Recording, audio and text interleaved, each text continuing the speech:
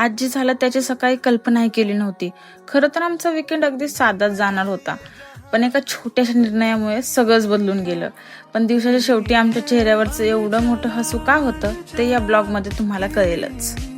Welcome to our Shruti Mohini diaries. आमच्यासारखीच तुमच्या घरातही सकाळची धावपळ सुरू असते का? आमच्याकडे तर सकाळचं काम म्हणजे एकदम मिशनच चालू असतं. स्वयंपाक करायचा की भांडी आवरायची की डबा भरायचा की ऑफिसची तयारी करायची, या सगळ्या गडबडीत ना वेळ कसा निघून जातो तेच समजत नाही. या सर्वांमध्ये आमचा वीकेंड प्लॅन पण चालू होता. इकडे जायचं तिकडे जायचं काही समजत नव्हतं. प्लॅन काय ठरत नव्हता. यात मला गॅलरीत जे दिसलं ना ते पाहून श्रुती पण एकदम शॉक झाली. शॉक होण्यामागचं कारण म्हणजे आमच्या गॅलरीच्या इथून लांडोर दिसत होते. ते आले होते दाणे खायला, पण तो व्ह्यू ना एकदम सुंदर दिसत होता. त्यामुळे असं वाटलं चला सुरुवात तर छान झाली. आणि तेवढ्यात असं झालं की श्रुती ऑफिसला जाताना टिफिन विसरून गेली. म्हणलं असं करू नकोस, दिवसभर उपाशी राहावं लागेल. असं करत करत पटकन निघालो.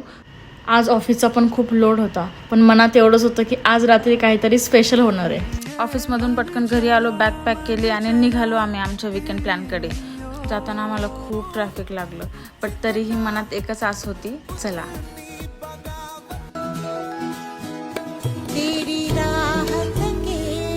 आमचा वीकेंड प्लॅन म्हणजे आमचं माहेर होतं. लग्नानंतर मुलीचं माहेर जवळ असो की लांब, तिथे गेल्यावर मिळणारा आनंद ना शब्दात सांगता येत नाही. ज्यांचं लग्न झाले ना त्या मुली ही भावना रिलेट करू शकतील. दुसऱ्या दिवशी वीकेंड आम्ही अजून खास केला. आम्ही गेलो मस्त मूवी पाहायला.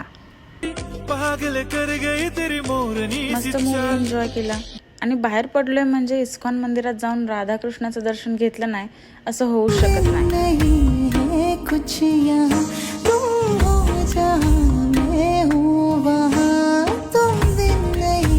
मंदिरात पाऊल टाकलं की वेळ कसा निघून जातो ना हेच कळत नाही. खरं तर असं वाटतं ना वेळ तिथेच थांबून जावा आणि आपण फक्त राधाकृष्णाच्या सुंदर मूर्तीकडे पाहत राहावं. तिथे प्रत्येक जण आपल्या मनातली इच्छा आणि प्रार्थना घेऊन राधाकृष्णाच्या दर्शनासाठी येत होते. मग आम्ही छान छान फोटो क्लिक केले.